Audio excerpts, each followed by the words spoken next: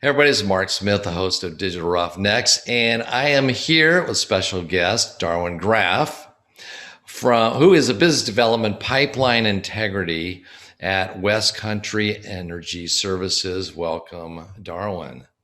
Thanks for having me, Mark. So today we're going to be talking about Canadian regulations, and West Country has been helping oil and gas companies in Canada with environmental stuff for how long? We've been in the business for over 20 years now. Okay. And so when people need, LDAR inspections and emissions inventory and all things related to environmental stuff, they've been turning to you for 13 years or whatever. Yeah, we do the optical gas imaging surveys and data management and warehousing. So yes. Okay, so we're part of this series, and this is like part 4 of 5. And I want to do Canadian regulations. So rather than wing it, I brought in a Canadian regulation expert here to kind of walk us through that. I'm going to share my screen because I took some notes earlier before I hit record. So anyway, Canadian EPA, right? It's easy for me to say it like that, but maybe, I don't know if that's the way you guys call it, Canadian EPA. We call it the Canadian Environmental Protection Act. So it's the CEPA is our version of it. Yeah. All right, CEPA. All right. Now, I wanted to break it down into some familiar ways that we think about the EPA regulations in the U.S. So requires LDAR inspection every 4 months, so 3 times a year, which is a little different than EPA in the U.S., which requires it every 6 months. So and you can, same thing, you can use OGI cameras, sniffers, I imagine AVO, and 30 days to repair leaks over 500 parts per million. That seems like a big leak.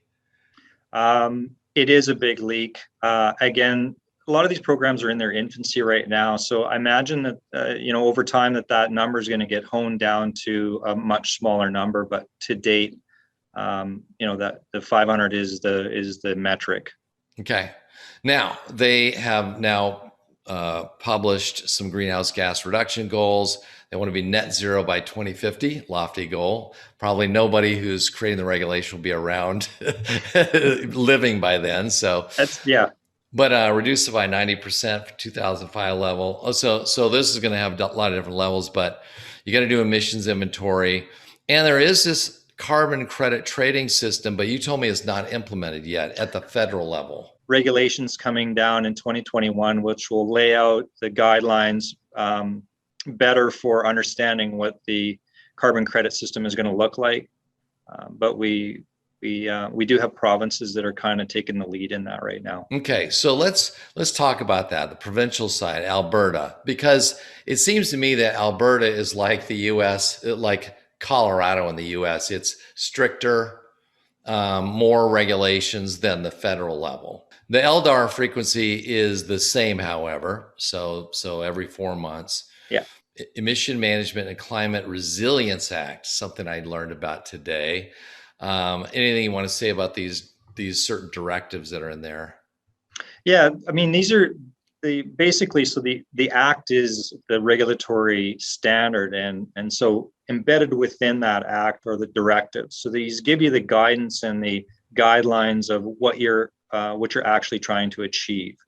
They talk about you actually have a directive for creating a fugitive emissions management strategy. So they even tell you how to lay it out.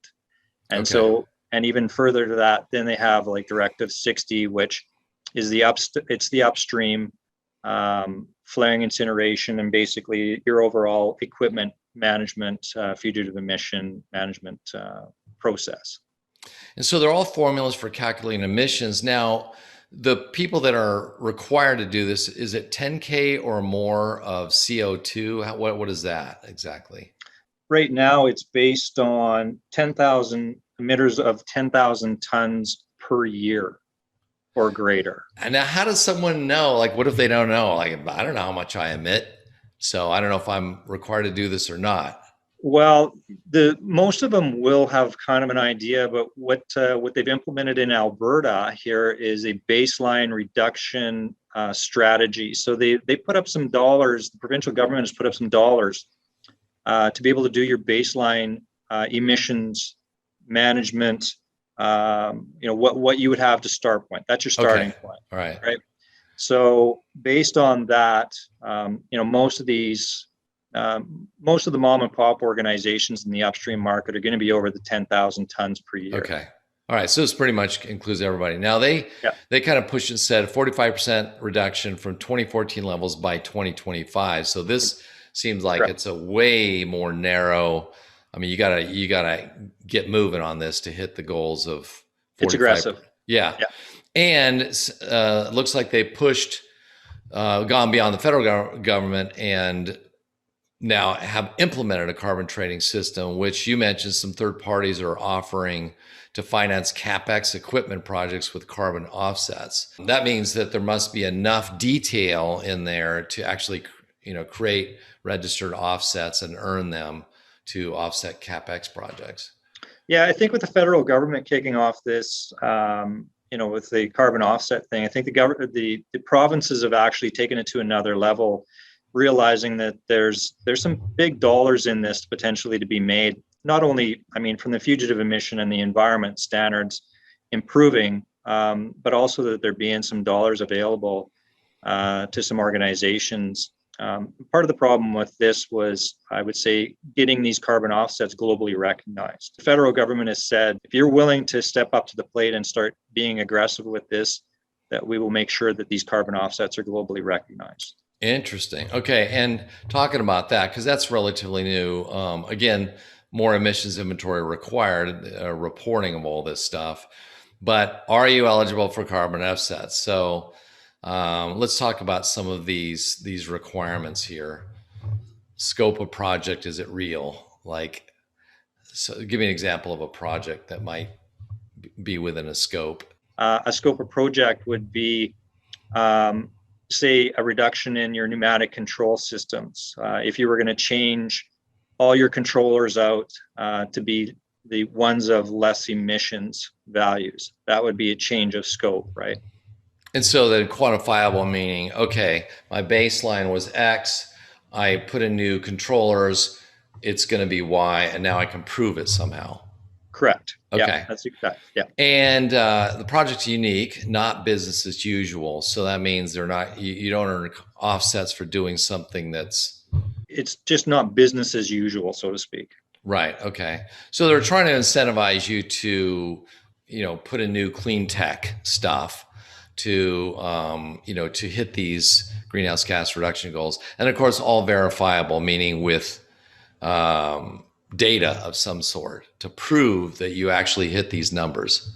Yeah, you're going to have to go back and do whatever survey that you need to do to verify that these numbers are actually, in fact, true numbers. Because I believe that there's going to be punitive actions as this evolves for people that want to cheat the system, so to speak.